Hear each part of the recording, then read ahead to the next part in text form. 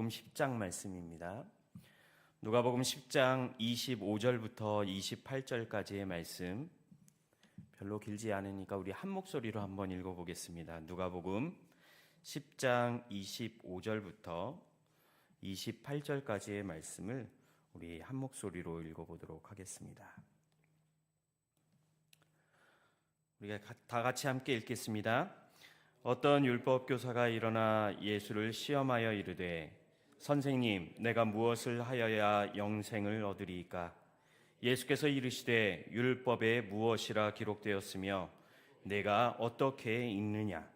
대답하여 이르되 내 마음을 다하며 목숨을 다하며 힘을 다하며 뜻을 다하여 주 너희의 하나님을 사랑하라.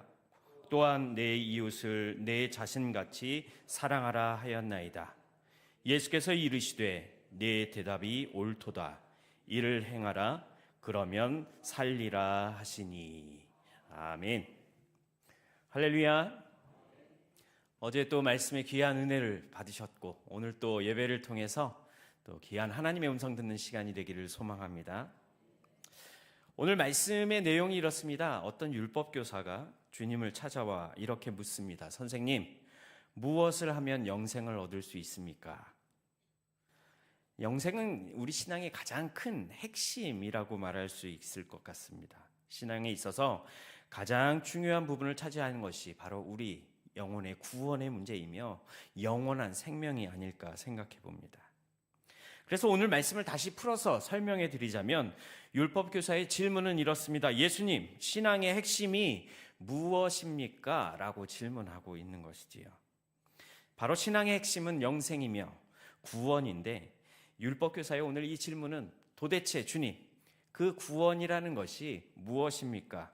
영생이라는 것이 무엇입니까? 라고 질문하고 있는 것입니다. 율법교사는 신앙에 대해서 질문하고 있고 주님은 신앙과 관련하여 어떻게 하면 이 신앙을 온전하게 지킬 수 있는가? 거기에 대한 해답을 오늘 알려주시는 것입니다.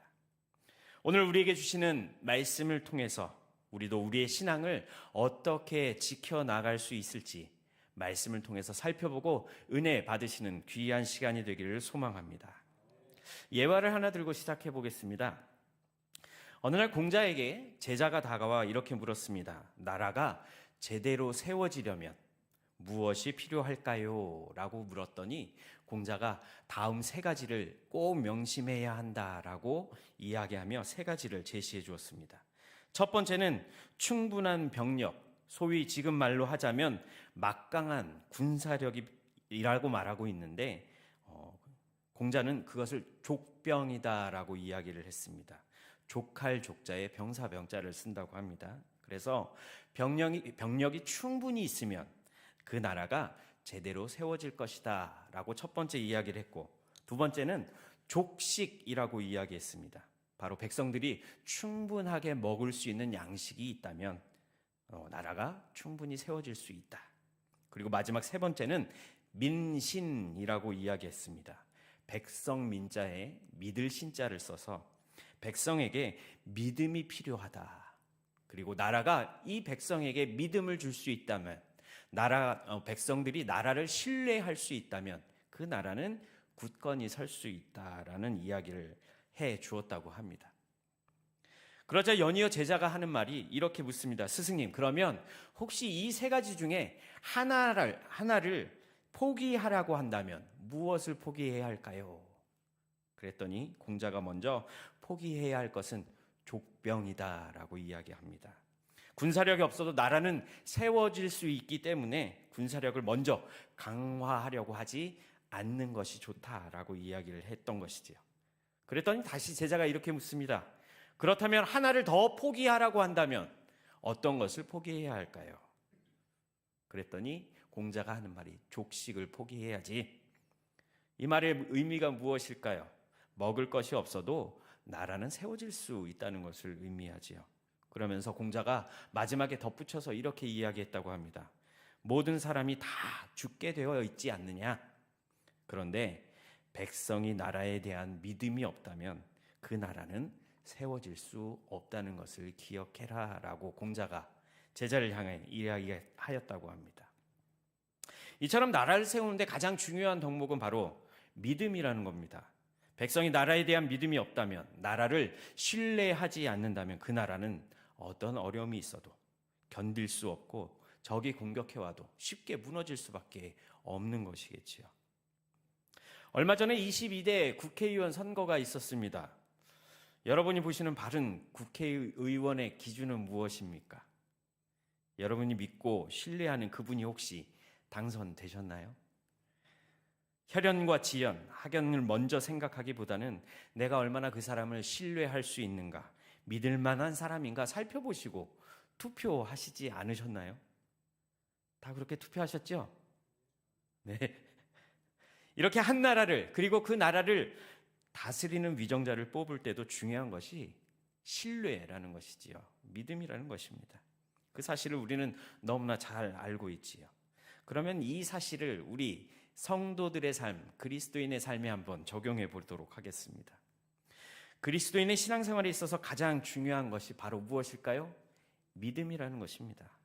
바로 신앙이라는 것이지요. 신앙생활을 하는데 하나님을 믿지 못한다면, 하나님을 신뢰하지 못한다면 어떻게 우리에게 믿음이 생길 수 있을까요? 예수 믿는 성도의 신앙이 확실하게 세워지지 않는다면 무너질 수밖에 없다라는 사실을 우리는 너무나 잘 알고 있습니다.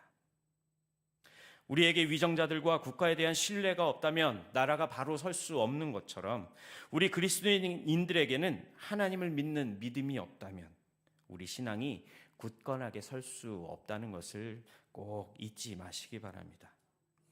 그래서 오늘 말씀을 통해서요, 믿음의 핵심인 이 영생을 어떻게 하면 이룰 수 있는가 묻고 있는 율법 교사의 질문을 통해서 과연 그렇다면 우리는 우리의 신앙을 어디에 어떻게 세워야지만 흔들리지 않는 신앙을 가질 수 있을 것인가 한번 살펴보려고 합니다.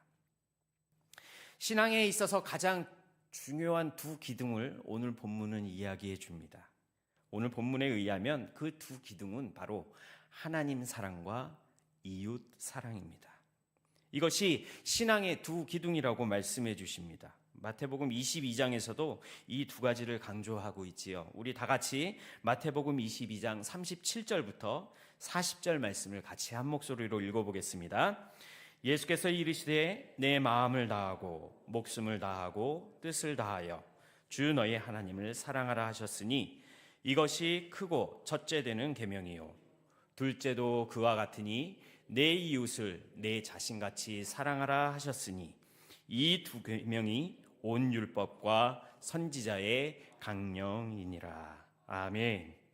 그렇습니다. 우리 신앙에 있어서 가장 중요한 것은 두 가지, 바로 하나님 사랑하는 것, 그리고 이웃을 사랑하는 것입니다. 이것이 우리 신앙의 근본이 되어야 한다는 것이지요. 그런 의미에서 우리 옆에 계신 분들과 한번 인사 나눠볼까요? 하나님을 사랑합시다. 또 그 다음에 어떻게 인사해야 될까요? 이웃을 사랑합시다. 그렇습니다. 하나님 사랑, 이웃 사랑, 이 두 기둥을 우리가 잘 세워야겠지요. 그런데 이 기둥을 잘 세우려면 먼저 무엇이 중요할까요? 기둥을 세울 수 있는 바탕이 중요한 것입니다. 그러면 우리의 신앙의 기둥을 어떤 바탕 위에 세워야 할 것인지, 오늘 25절 말씀에는 이렇게 기록하고 있습니다. 25절 말씀을 한번 보시겠습니다. 어떤 율법 교사가 일어나 예수를 시험하여 이르되 선생님, 내가 무엇을 하여야 영생을 얻으리이까? 율법 교사가 계속해서 신앙을 어떻게 얻을 수 있을까요? 어떻게 하면 신앙을 잘 세울 수 있을까요? 질문하고 있습니다. 그런데 이 질문 앞에 우리가 중요하게 여겨야 하는 한 단어가, 한 구가 등장합니다. 뭐라고 써 있지요? 예수를 시험하여 이르되. 예수님을 시험했다는 것입니다. 여기에 나오는 시험이라는 단어는 예수님께서 사단 마귀에게 시험 받으셨다라는 동일한 단어를 사용하고 있습니다. 소위 예수님께서 어떤 오류를 범하고 있는지 시험하기 위하여 질문하고 있다라는 것입니다. 여기에서 우리가 잊지 말아야 할 것, 첫 번째, 오늘 이 저녁에 나누고 싶은 것은 이것입니다. 신앙은 시험하는 것이 아니라 신앙의 순수함을 추구해야 한다는 것입니다. 신앙은 시험하는 것이 아니라 신앙의 순수함을 가져야 한다는 것입니다. 순수하고 온전하게 받아들여질 때에만 비로소 순전한 믿음, 순수한 믿음을 우리가 가질 수 있다는 것이지요. 그리고 이것이 우리 신앙의 바탕이 되어야 한다는 것입니다.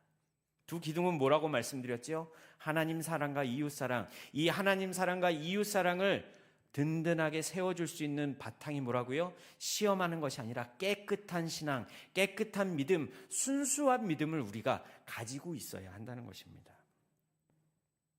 그런데 많은 사람들은 순수한 신앙을 가지려 하기보다는 이 신앙에 여러 가지 불순물을 추가하려고 합니다. 다시 말해서 이것저것 조미료를 넣어서 그것이 신앙과 어우러지게 만들려고 한다는 것이지요. 인위적이라는 것입니다.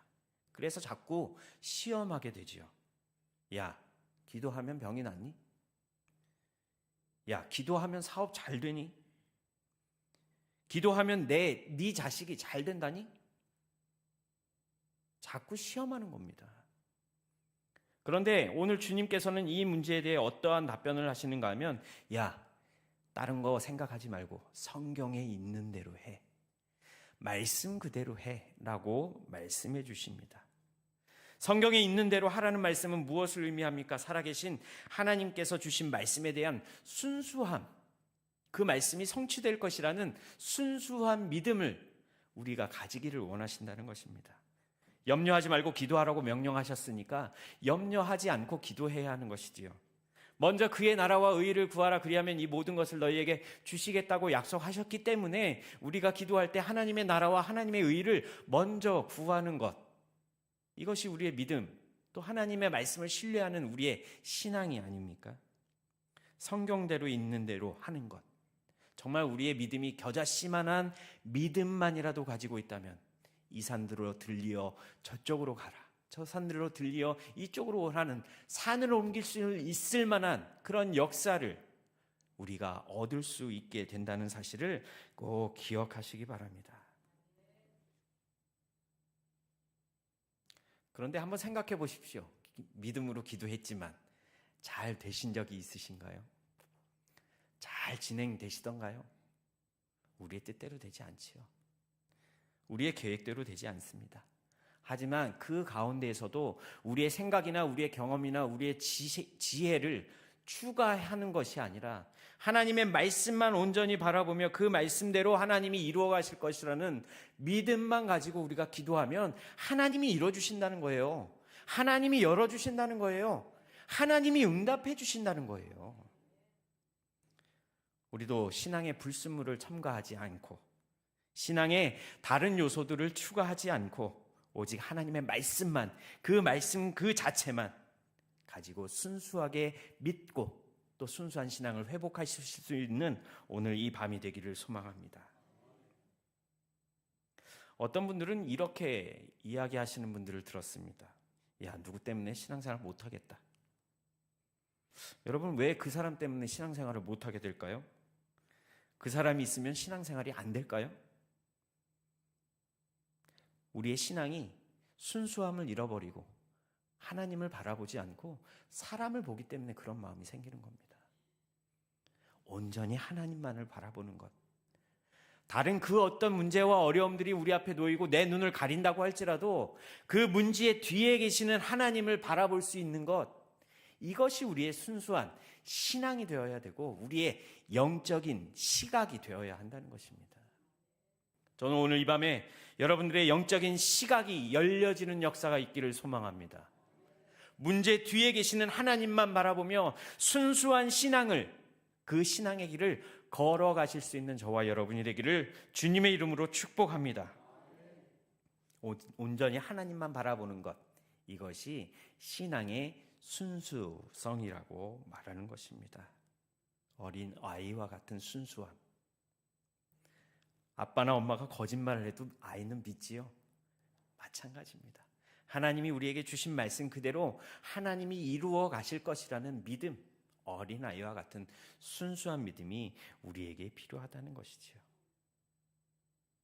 그래서 성경은 오늘 우리에게 이렇게 이야기합니다. 시험하는 인생으로 살지 말래요. 성경은 우리에게 신앙은 순전하고 온전하고 순수해야 한다라고 말씀해 주시고 있습니다. 왜냐하면 다른 불순물들이 섞이지 않은 순수한 신앙이야말로 흔들림 없는, 넘어짐 없는 그러한 신앙이 될 수 있기 때문입니다. 온전히 하나님만 바라보며 또 하나님의 은혜만 바라보고 길을 걸어가는 사람들, 바로 하나님의 자녀들은 하나님의 무궁한 은혜가 너무 크기 때문에 믿으면 믿을수록 신앙생활 안에서 모든 것을 하나님께 드릴 수 있는 올인할 수 있게 되는 것입니다. 저는 수유동교회 모든 성도님들이 이런 은혜가 넘치시길 축복합니다. 그래서 다른 것 섞지 않고 온전히 하나님만 바라보시는 저와 여러분이 되기를 소망합니다. 그렇지만 하나님만 바라보는 것, 이것이 중요하다는 사실을 알지만요, 우리의 신앙의 순수함을 흔드는 불순물들이 종종 우리 가운데 튀어나옵니다. 그것은 바로 하나님을 바라보지 못하도록 막는 불순종, 불신입니다. 하나님이 과연 살아계시는가? 하나님이 살아계시다면 어떻게 이런 환경을 나에게 주실 수 있는가? 이런 두려움과 원망들이, 걱정이 하나님을 제대로 바라볼 수 있지 않도록 만든다는 것입니다. 여러분, 신앙생활 잘하고 싶으시다면, 그리고 이미 신앙의 경주를 시작하셨다면 신앙의 바탕을 다시 한번 점검해 보시기 바랍니다. 내가 정말 하나님만 바라보는 순수한 신앙을 가지고 이 예배의 자리에 나왔는지, 내가 하나님을 믿는 이 순수함을 가지고 지금 하나님 찬양하는 이 자리에 나와 있는지, 내가 직분을 감당하고 있는지 한번 확인해 보시자는 것입니다.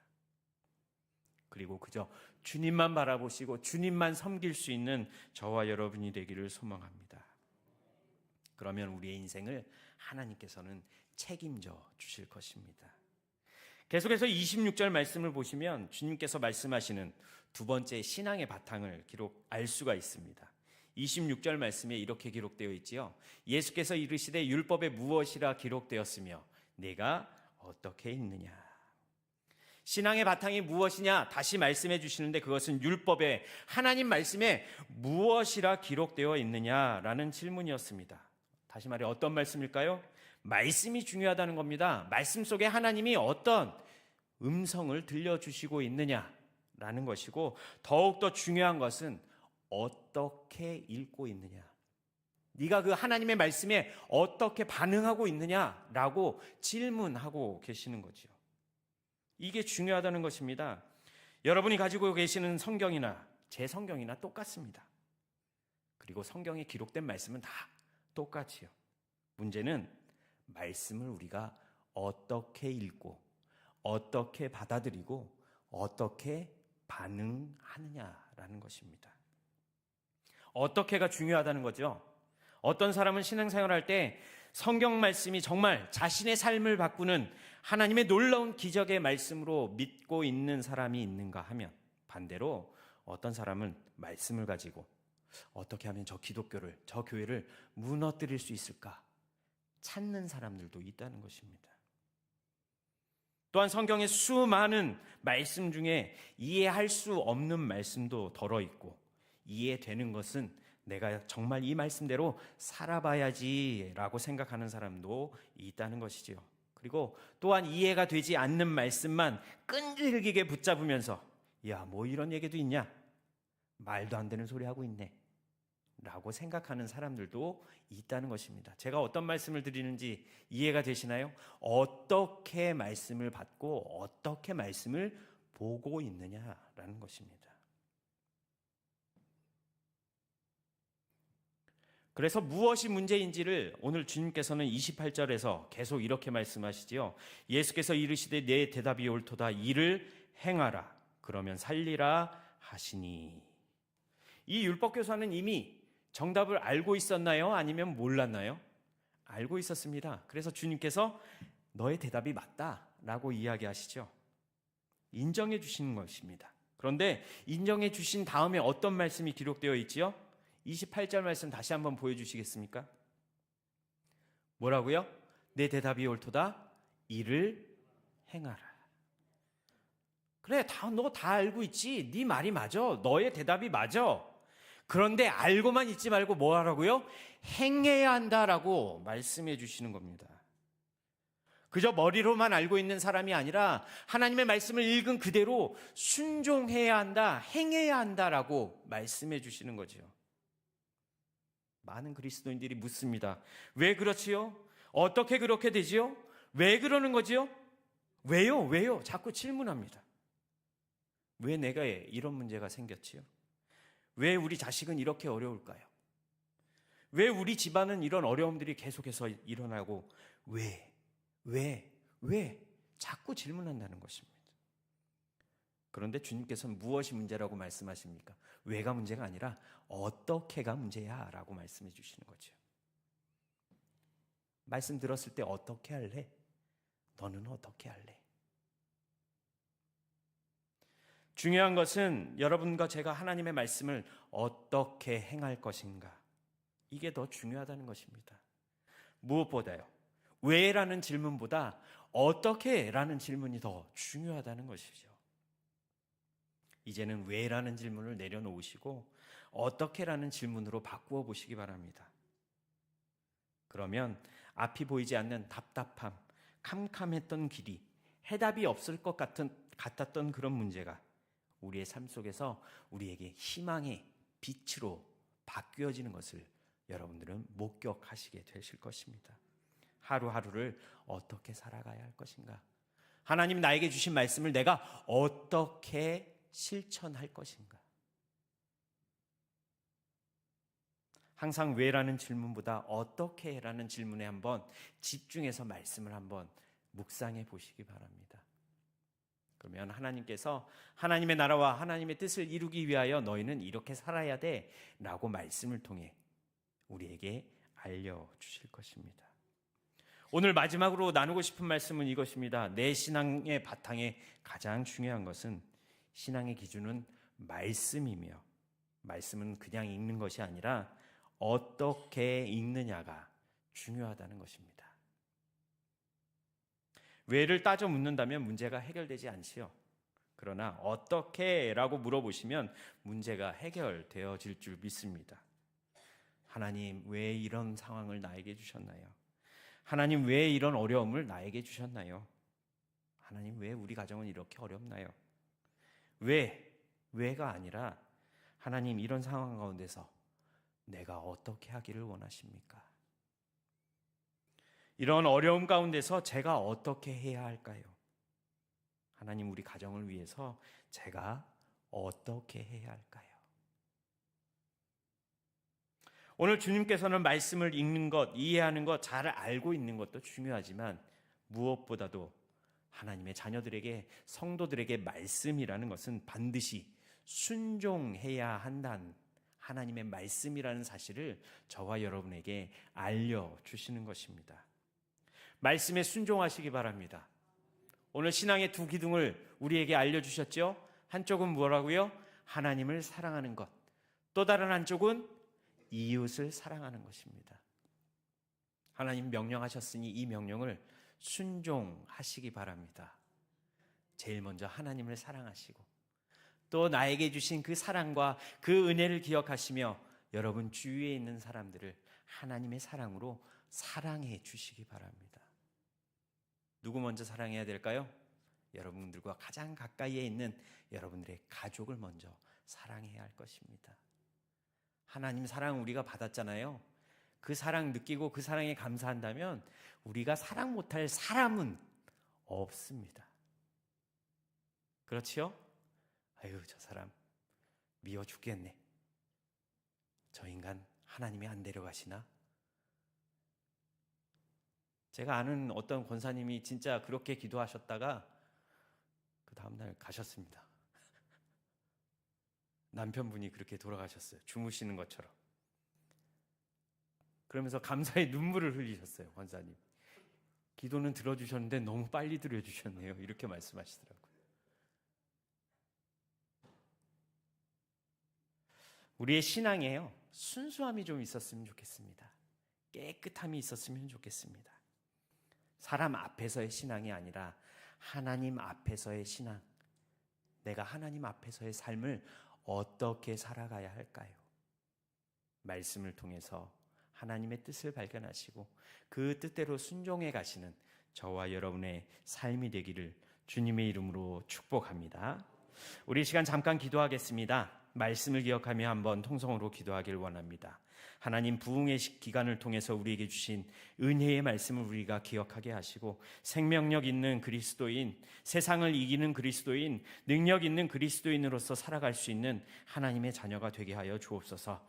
또한 오늘 우리에게 주신 말씀처럼 하나님의 말씀을 그냥 머리로만 아는 것이 아니라 우리의 삶으로, 우리의 행동으로 하나님의 말씀을 순종할 수 있는 하나님의 자녀들 되게 하여 주시옵소서. 우리 이 시간 말씀을 기억하며 다 같이 묵상으로 한 1, 2분 동안만 기도하도록 하겠습니다. 기도하겠습니다. 사랑과 은혜가 풍성하신 아버지 하나님, 오늘 우리에게 주신 말씀, 또 지난 2박 3일간의 기이한 부흥 성회를 통해 하나님 우리에게 주신 말씀을 기억해 봅니다. 우리가 능력 있는 그리스도인으로, 생명력 있는 그리스도인으로, 세상을 이겨낼 수밖에 없는 그리스도인으로 살아갈 수 있도록 하나님 우리의 마음과 우리의 생각을 주장하여 주시고, 하나님을 향한 순수한 믿음, 신뢰를 하나님 우리가 잊어버리지 않도록 하나님 우리를 인도하여 주시옵소서. 하나님의 말씀을 가까이 하게 하시고 하나님 말씀에 순종하는 하나님의 자녀들 되게 하여 주옵소서. 하나님이 원하시는, 하나님이 기뻐하시는 성도의 삶을 살아낼 수 있도록 하나님 은혜를 내려주시고, 또 가정으로 돌아가 세상으로 나아가 하나님 사랑하는 것, 이웃 사랑하는 그 사랑을 실천하기에 부족함이 없도록 하나님 은혜를 내려주시옵소서. 오늘 이 귀한 시간을 우리에게 허락하신 하나님의 은혜에 감사를 드리며 예수 그리스도의 이름으로 기도합니다. 사랑이 많으신 하나님 아버지, 우리에게 믿음을 주시고 하나님 나라 천국 백성으로 우리를 불러주심을 감사합니다. 우리에게 믿음을 주신 아버지 하나님, 우리가 이 신앙을, 이 믿음을 잘 간직할 수 있도록 신앙의 순수함과 말씀을 순종할 수 있는 마음과 생각을 우리에게 허락하여 주시옵소서. 이 시간 특별히 하나님의 몸된 교회 수유동교회를 사랑하시는 아버지 하나님, 이제 담임 목사님을 모시기 위한 절차가 진행 중에 있습니다. 모든 절차 가운데 하나님의 섭리가 나타나게 하시고 하나님의 뜻대로 인도함 받는 은혜가 넘치는 모든 절차가 될 수 있도록 하나님 간섭하여 주시고 인도하여 주시옵소서. 모든 청빙의 과정들이 순적하게 진행될 수 있도록, 그리고 모든 성도가 이를 통해 하나 될 수 있는 은혜를 하나님의 몸된 교회에 부어 주시옵소서. 또한 이 시간 육신의 질병으로 고통받는 사랑하는 환우들을 위해 기도합니다. 육신의 연약함과 질병으로 힘들어하는 영혼들을 주의 권능의 오른손으로 안수하여 주셔서 모든 질병으로부터 자유함을 얻게 하시고 치유받게 하시고, 또한 치료의 과정에 요양 중에 있는 모든 성도들의 마음 가운데 하나님 찾아와 주셔서 평안함과 기쁨이 넘칠 수 있도록 하나님 인도하여 주시옵소서. 치료하는 의료진의 손을 주님께서 붙잡아 주셔서 모든 치료 과정 가운데 하나님께서 간섭하여 주시고 인도해 주심을 볼 수 있는 은혜와 축복을 허락하여 주시옵소서. 오늘 우리에게 주신 말씀처럼 흔들리지 않는 신앙을 가지고 이 세상 가운데 복음의 빛을 발하는 수유동교회 모든 성도들과 성도들의 가정이 될 수 있도록 은혜 내려 주시옵소서. 예수